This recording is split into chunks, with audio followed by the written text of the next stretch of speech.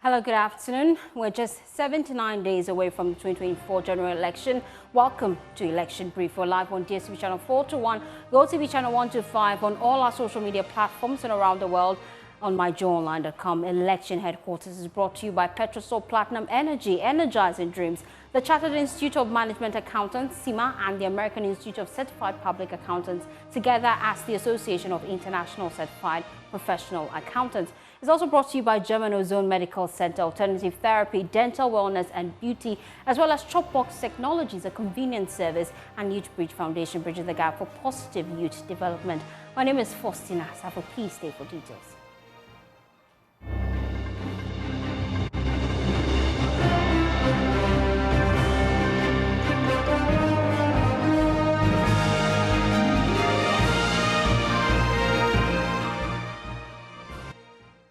Thanks for choosing us for your home of independent, fearless, incredible journalism. Now, we're just 79 days away from the 2024 general elections. Political parties are racing against time to meet all the requirements by the Electoral Commission, whose vetting process has spotted anomalies in the forms filed by some presidential candidates. The Liberal Party of Ghana is one of such parties. Flag bearer Kofi Akpaloo joins me in the studio with more on this. Kofi, thank you for your time here on Election Brief. Let's start with the specific anomalies that the EC has spotted. I'm sure they've reached out to you. Oh, yeah. In fact, my tax clearance certificate, okay, I didn't know it has expired 3 days after I filed my distance. So it was something that needed to be replaced. So quickly, I got it replaced. And, they were at Jirapa. The guy who was filling the form, instead of 7, so instead of 1, he wrote 7. So we needed to amend it. And then there's another one at Nasina Nankana. Okay, Kasina Nankana. Kasina Nankana, yes. Okay. Yes. That's the Paga West, Kasina Nankana West. That's Paga. And we had another problem there because instead of 4, the person wrote 8. So we needed to make the changes. So all these changes have been made? We did it. And you've submitted instantly. it to We did the it instantly. Yeah, I we did it see. instantly. It didn't take us 30 minutes to do. So you're confident you go through the filing process? Well, Nothing can stop me. You're confident of winning the presidential race. Yeah. Have you done the groundwork that would eventually translate into votes? Oh, definitely I'm going to be the next president of Ghana. I'll win this election. Have you done the groundwork? Yes, I've done what I'm supposed to do. You visited And all I'm the 16 regions? Oh, yeah. And my boys are on the ground. They are seriously working for the party. And we are everywhere. We are working everywhere in the country. And I'm 100% confident that I'll win this election. Forget about the numbers that you see attending MPP or NDC rallies. Forget about them. The reality will be seen on the 7th of December. As at the close of filing, 24 individuals had signaled their interest in becoming president. Aren't you threatened by the likes of Alan Tremantin and Kwame Bediako of the new force? Oh, no, none of them. None of them. I don't see them as competitors. I don't see them as competitors. You know, it's the media hype. You know, the media is hyping them. But the work is on the ground. You have to be on the ground and talk to the people. You're doing the groundwork? Oh, yes. And among all the 24, LPG is the only party with the message to the people. I'm quite interested in this message because you would be launching your policy documents this Saturday. You have an ambitious goal of eradicating poverty. How do you plan to do that? We're going to put money directly into people's pockets. So every child below 18 years will receive a monthly allowance of 500 cedis. Every child. And then those who are above 18 but unemployed, but seeking for a job, we're going to give them job seekers allowance of 700 cedis. Where will you get this money from? All the money is there. They are all sitting at the Bank of Ghana. So you let the Bank of Ghana print money for you just to distribute to people because you want them to be poor? There's nothing wrong doing that, because when you print money, there's nothing wrong with that. Because if the money is going to do something, it's going to buy something, then there's nothing wrong. But if the money is not going to buy anything, that's where the problem is. And this allowance will be monthly? Oh, monthly, every month, yeah. It's not going to be difficult at all. Because you see, when you pump money into the system, you are activating demand drive. you are asking people, you are giving people the opportunity or the power to buy goods and services. So you are generating demand activities, you are stimulating the economy, and it's going to create jobs, it's going to create wealth. Yeah, if you look at the theme for the manifesto, is a better tomorrow, a new plan for jobs and wealth creation. Everything that we are embarking on, the end result should create jobs.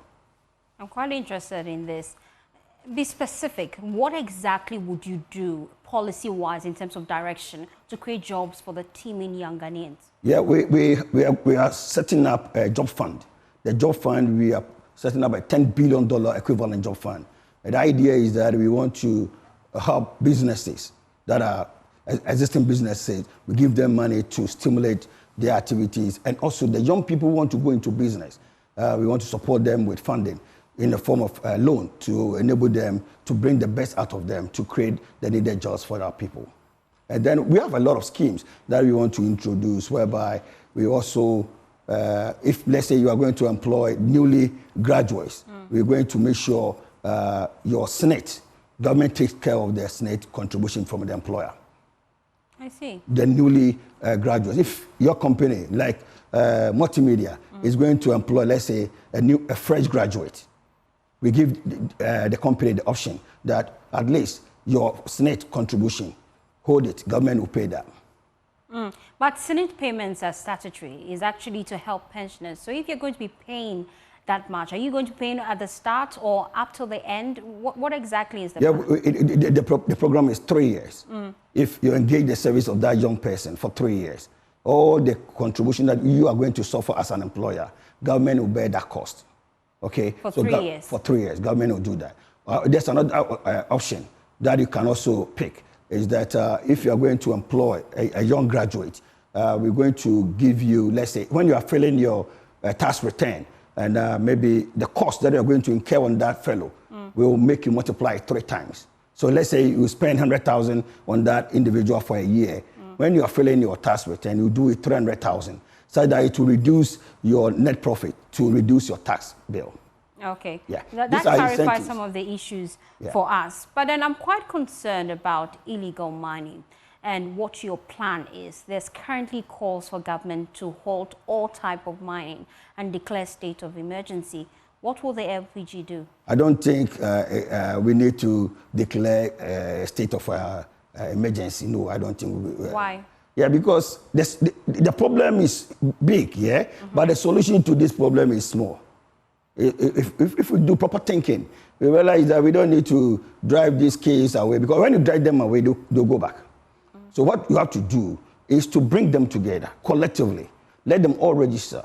Let them bring their resources together. Let them form a large-scale mining owned by them. So assuming there are 1 million galamseyers, and they all come together and they contribute their capital, let's assume an average of $1,000. You are talking about $1 billion. And I don't think any of the so-called large-scale mining companies brought $1 billion to this country. So you can bring all the small-scale miners, bring them together, let them form a company owned by them, let them pick their own directors. So whatever they will make, they will share the profit, they share the return. So let me understand what you mean, that illegal miners, you would empower them to come together to form one company. A company, exactly. So that they will do a large-scale that company will now become a legal company? Exactly. At this time where people are pushing for firmer punishment for individuals involved in illegal mining? No, because that's the only way to solve the problem. So you do away, you get rid of these illegal mining activities, because now they become a registered company owned by them. They are the shareholders of the company. So the company will follow the rules and regulations. And that even you can help them to go into deep mining instead of the surface mining these young men and women are doing. They are destroying our forest bodies and water bodies. So this is the best way. Because whatever it is, they go down there, we need them. We need to mine them. So who is going to pay for some of the damage they have caused? We're now giving them a legitimate job to do, because the Ghana Water Company have served notice. They now have to spend as much as 3 times the initial amount they would have spent to treat water. Who then bears the cost? Yeah, now the damage has been done already. So who is going to do it? Government. Government have to bear the cost. But the government bears the cost but of everything. In the long Where run, would you get the money from? Oh, government. At this time and age where we're going through a lot of economic difficulties, who then would be punished? No, the punishment is not always the solution. It's not always the solution. So we should let them walk free? Oh, no. I'm not saying we should allow people to do damage and go scot-free. But the thing is that the damage has been done already. But we need to make sure our environment is well sustained. And how do you go about that? Let's bring these young people together. Let them form a company. All the small mining companies, let them all come together and form a large-scale mining company. So they'll be working as the way Newmont or Goldfields or AngloGold are doing. Because we are not targeting AngloGold, we are not targeting Goldfields.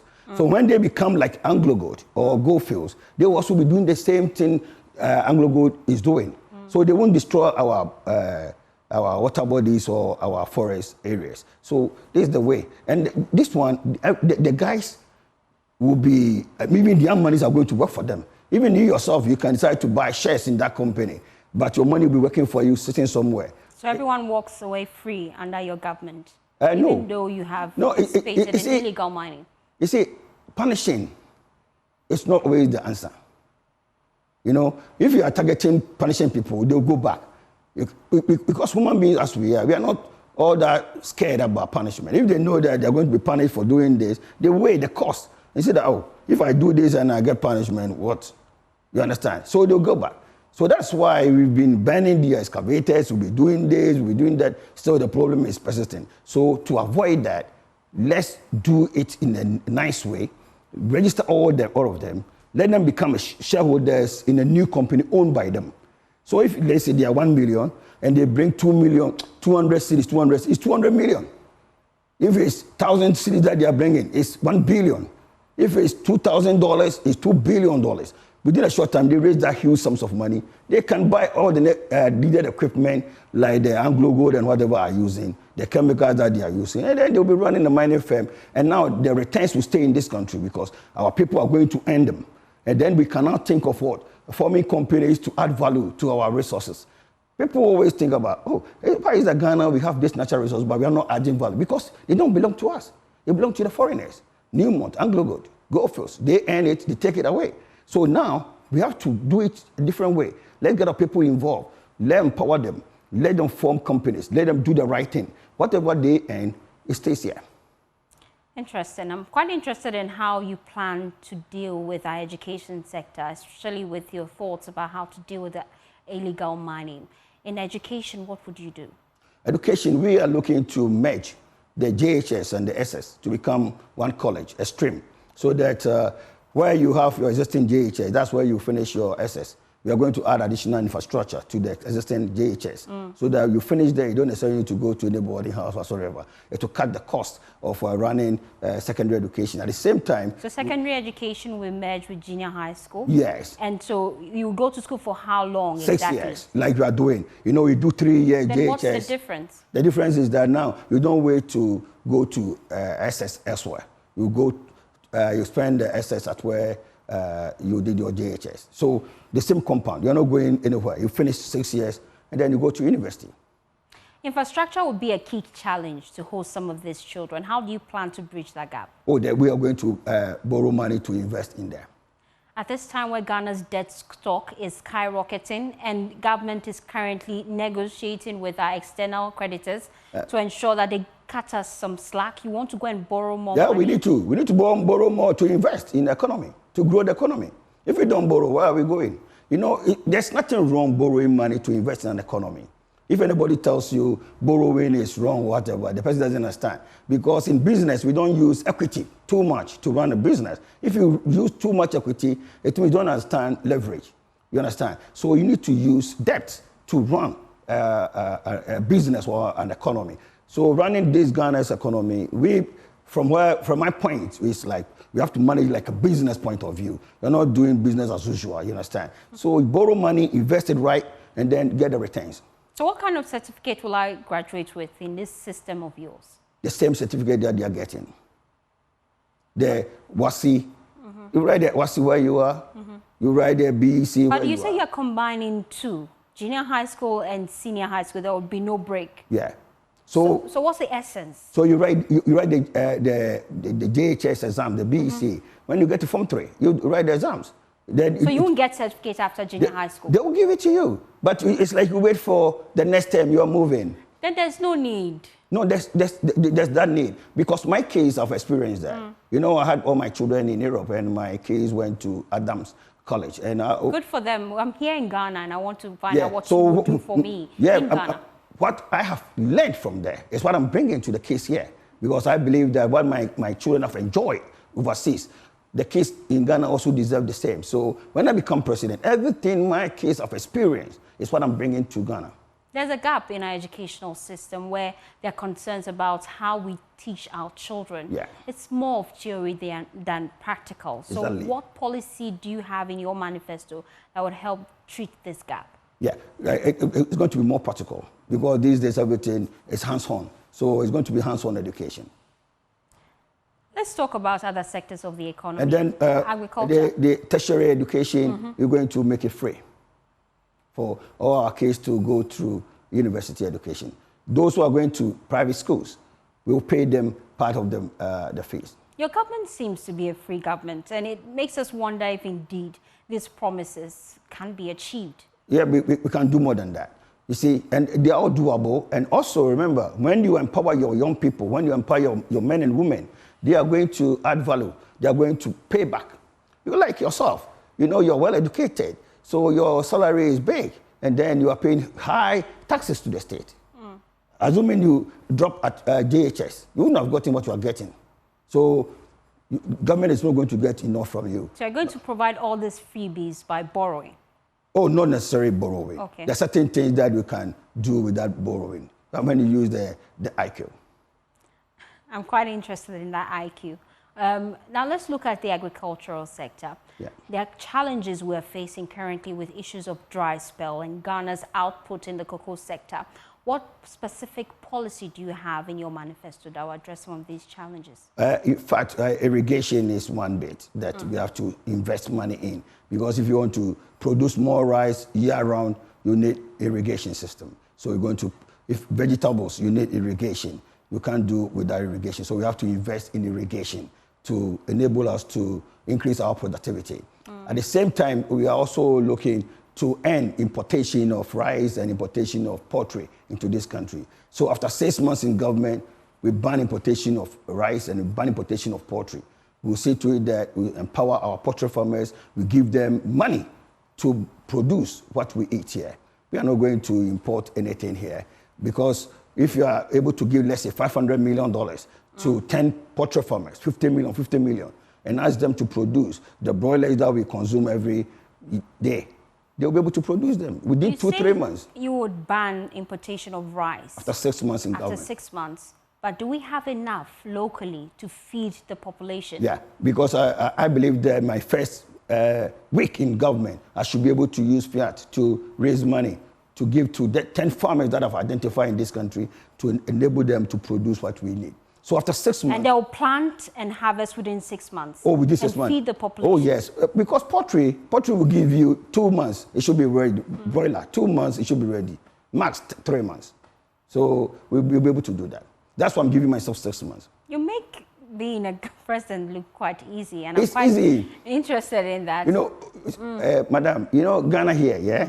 We have been conscientized to believe that any solution should be some kind of difficult tax, you understand? And it's not. Yeah, but it's not. Because when you go to a pastor, and like Otabel, and then he prays for you, say, oh, God bless you, you can go. When you are going, you think that the man didn't pray for you. But when you go somewhere, the person makes sure you somersault and he pours some oil on you, then we believe that, oh, this man did well. That is why our fetish priests, they are always looking like they put some dirt and everything around them, so that when you go, they say that the man is powerful. It's not true. The man can be simple, but very, very powerful. So our solutions that we need now are simple solutions. They are not difficult. That is why you are looking at, this man makes governance too simple. It's simple. It shouldn't be difficult. Running a country, you should have in mind that there's business you are managing. As we wrap up the conversation, I'm quite interested. What would you do for the aged and also those who are aged and those who are homeless? Oh, yeah. We have a plan to build affordable rental accommodation. We believe that if you can build a project whereby you have a chamber and a hall, we rent it out to people, because a lot of people don't have places to call home. So we want to enter into that. That's why when I was at Choco, I promised them that I'm going to transform that area. We're going to turn them into high-rising buildings because we can do it. If we go to a place like Ashama, they have low slums and a whole lot. We should be able to turn that place into high-rising buildings. You invest in there, you give the people good places to call home, and also you're using the air space. You're using the airspace. Instead of selling land the way we are doing, we are not thinking into the next 200 years. That is why we are destroying our land. We are selling land. So the homes for the homeless, would Yeah. it be located at Ashaman? Would it be a high-rise building? Is this in your manifesto? Oh, or yes. This is all sweet talks? No, they're not sweet talks. They are doables. We can easily do them. We can easily do them. When we make our mind that we're going to do it, we'll do it. Everything that you set your mind on, and you say this is what you're going to do, you will do it. You know, if let's say you invite Ghanaians from the diaspora, Ghanaians in America, and you sell the idea to them that, hey guys, I want to give you this area. Raise money. Come and do it. Own it and then make money. They will do it. You know, you can get 1 million Ghanaians in America right now and give them reasons why they should invest in the project. They will easily do it. Yeah, that's why I always use that scenario. When you get 1 million people and they break $1,000, it's $1 billion. But when I mention 1 billion, that will do 1 billion to do this, sometimes it will look difficult in our eyes or in our ears. But what I can tell you is that they are all simple. You can easily get them. When you bring people, you sell the idea to them, let them understand the returns in it. They will invest into it. You really look forward to the global world helping out, how Ghana is working, especially the global north. But then do you think it will be so easy for them to just hand over their money to you? Ghanaians outside? Yes. Oh, yes. Oh, yes. When you tell them, when you give them reasons, like assuming I sold the idea to them that we have bauxite. We are not mining the bauxite. We have lithium. We are not mining the lithium. Some people from somewhere are doing it. They are making money. If there are not returns in it, they won't do it. So you are Ghanaian. It's your property. So please, why don't you put yourself together, raise the money, come and do that mining, come and do that exploration, come and do that, add value to your produce. They will buy into it. It's all about leadership. Giving them that direction, telling them what they should do. You know, we have to rearrange our people. That's why in our manifesto we have, from primary school, we're going to teach our kids savings and investment culture. So the child begins to understand savings, begins to understand investment. So by the time the person gets to 14, 15, they can start making millions. You're very ambitious. You want to win this presidential polls. But then let's look at reality on the ground. How many votes in terms of percentage do you plan to poll towards your party? In fact, all that I'm looking for is to win the election. So if it's 40% and then you go for a runoff and then some people join me, I don't care. If it's one time, fantastic. But at the end of the day, I know I'm going to win. You think you can put the election to a runoff? This election? Yeah. I know I'll win. Nothing will change it. I'll win this election. Thank you, Kofi Akpaloo, for your time here on Election Brief. Well, leader of the United Front Party, Nana Ejeni Boateng, has shown his support behind the NPP's flag bearer after the party announced its withdrawal from the 2024 presidential race. Addressing a press conference in Kumasi, the UFP leader said his party aligns with the vision and political agenda of Dr. Bawumia for Ghana's development. Leadership of United Front Party has taken time to study the various manifestos, policy, statement, vision and development agenda for all the major political parties. After weeks of intensive deliberation, we have finally reached to clear conviction that the vision and the development plan for this country, as have been presented by Dr. Mahmoud Bawumia and the new patriotic party, are in line with ours. We have also examined Dr. Mahmoud Bawumia's personal values and are now entrenched in our belief that his presidency will yield both economic prosperity and discipline to our dear nation of Ghana.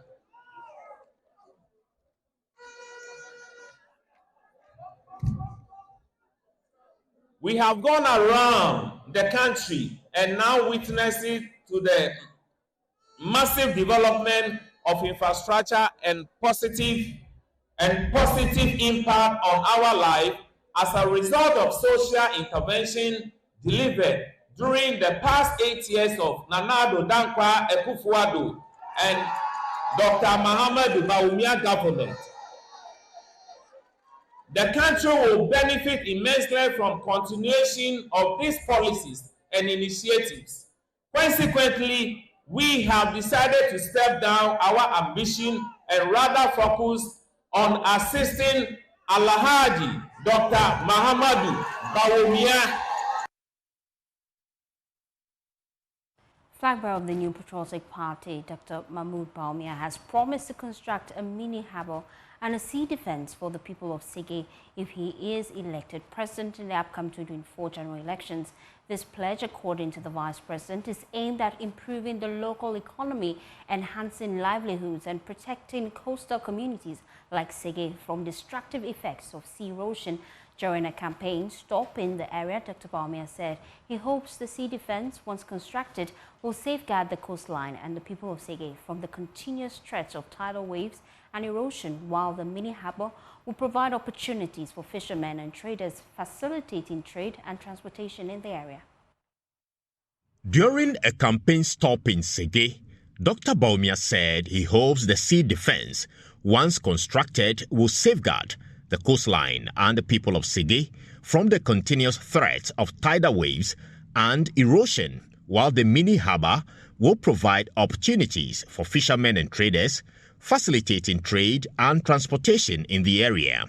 In Sege, the fishermen want pre-mixed fuel. So we want to establish automatic dispensing digital machine for pre-mix here in Sege. We need a mini harbour here. We need a mini harbour. So we are going to work on bringing a mini harbour to Sege here for you.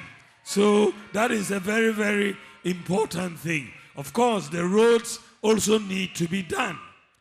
We have issues with roads in this part. And so we are going to deal with some of the problems that you have already raised for all of us. And then, of course, very important, we need to do the sea defense for this area. Well, that's how we wrap up Election Brief. For more news, please log on to myjoyonline.com. My name is Faustina Safo. Good afternoon.